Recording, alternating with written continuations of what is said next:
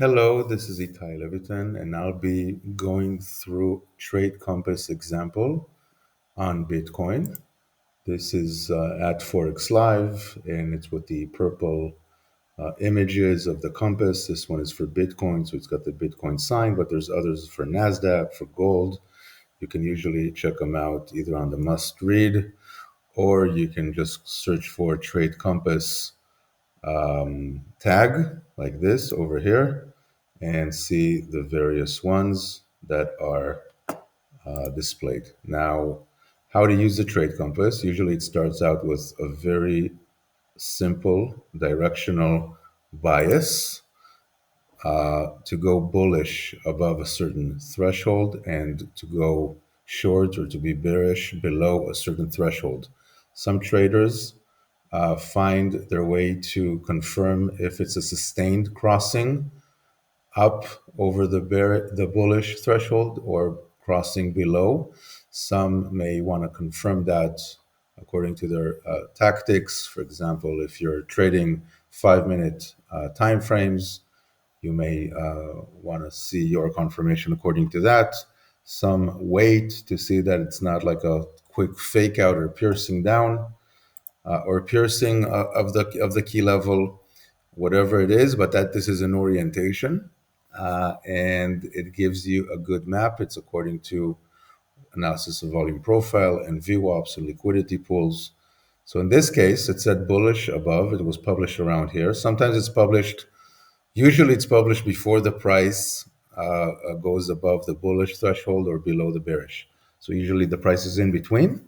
Not always. Sometimes it's already has crossed, and then you need to note if it's in the bearish or bullish territory.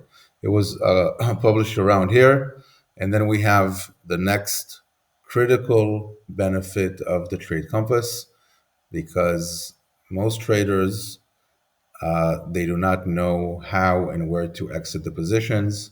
Trade compass provides you with institutional level price levels where you can consider to take some chips off the table to mitigate your risk by lowering your position size and take partial profits. So, for example, here, the partial profits are mentioned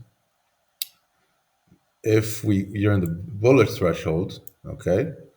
And sometimes, by the way, we have also an explanation. Why is it this number? It's just like not a random number because there's a certain logic, okay? When it was published, for example, there's certain levels of VWAP and other things that we're looking at. So there is a logic behind this, very strong one.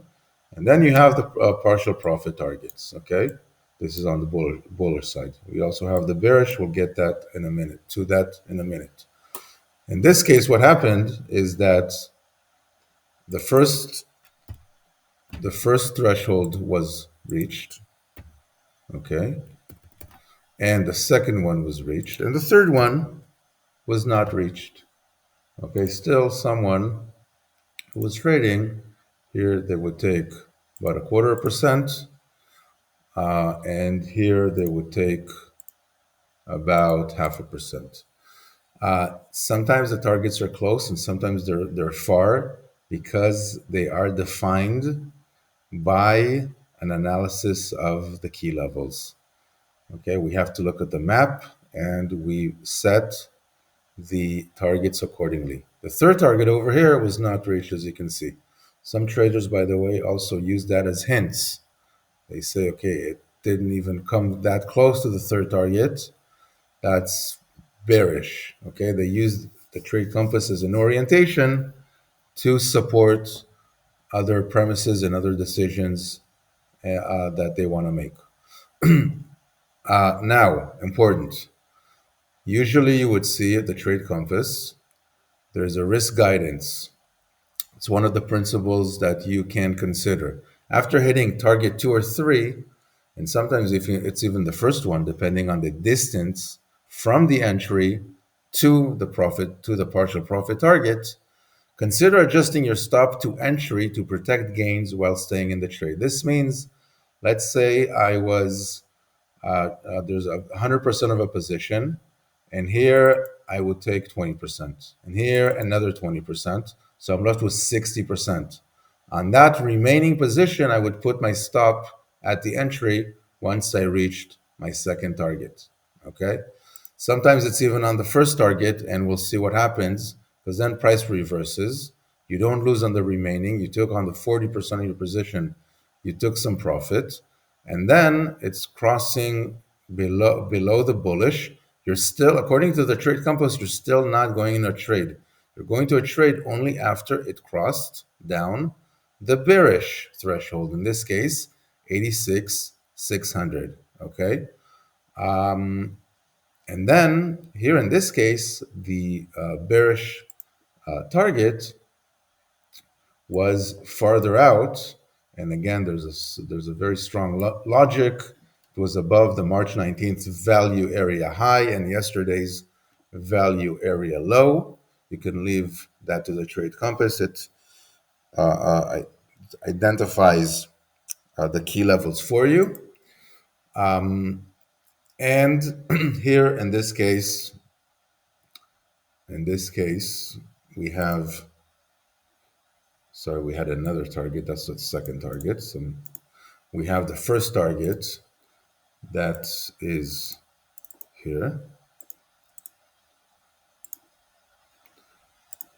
Let me just do that again. Okay, it's not working. I'll just type it in 86,165.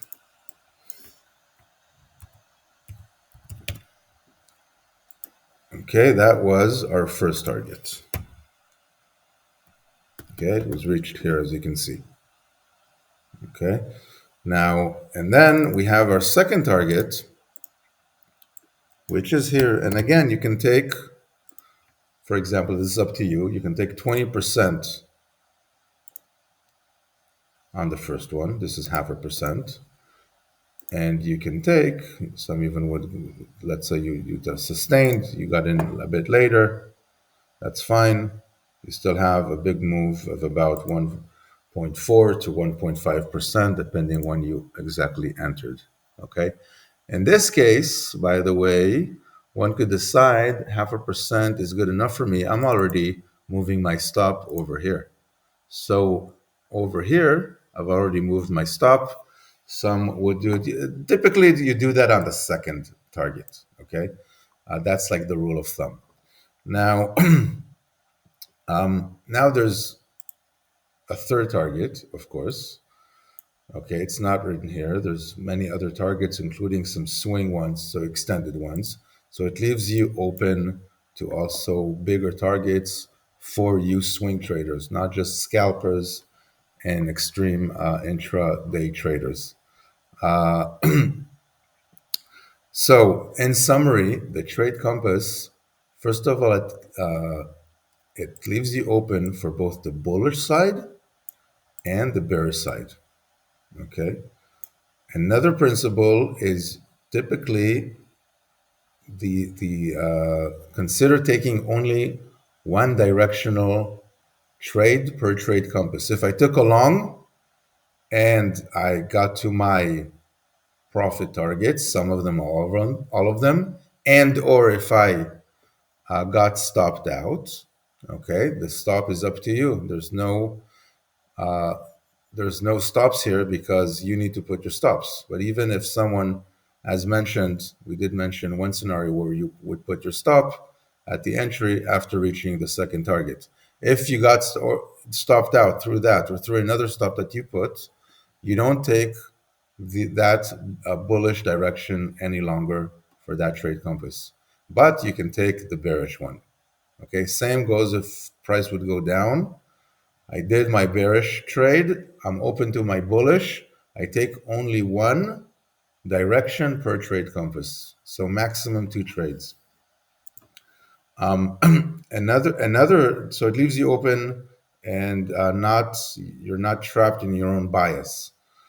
Secondly, you take partial profits. Thirdly, after hitting approximately the second target, up to you, consider adjusting your stop.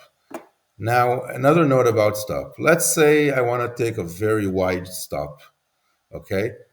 and I'm going long. My stop cannot be lower than the bearish. Okay, if for example I did something like this, where is it?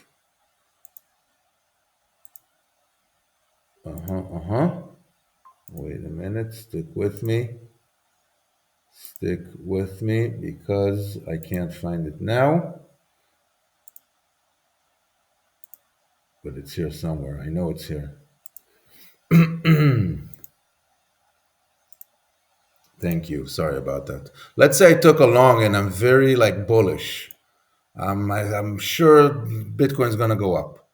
And I'm looking for a stop. I don't want to be stopped out by having a very close stop.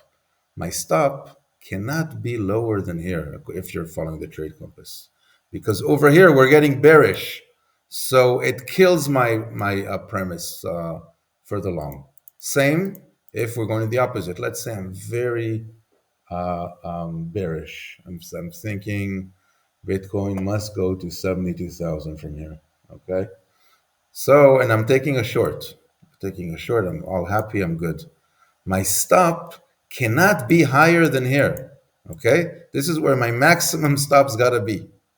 And again, as I mentioned, do consider after you hit your second target profit, and then your stop goes to that threshold. Okay?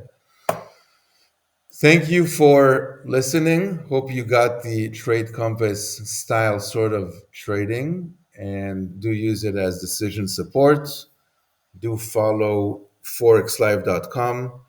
It will evolve later this year to be investinglive.com. So the same live word that you know, instead of Forex, it's investing, because we're going to be evolving to other investing themes and giving you some cool new features and some of the intelligent news that you know it's going to get even better, and better decision support tools like this one, and a much nicer design that hopefully you'll like. And we're quite excited about that move. And last but not least, there's also a Telegram group, both for crypto, okay, investing live crypto all together on Telegram. And also, you've got investing live stocks for swing trades, day trades, and also longer term buy the dip on equities, on stocks from the S&P 500 and Nasdaq. Check it out, or you can just Google Trade Compass at Forex Live and check out the financial instruments that are covered by Trade Compass. Thank you.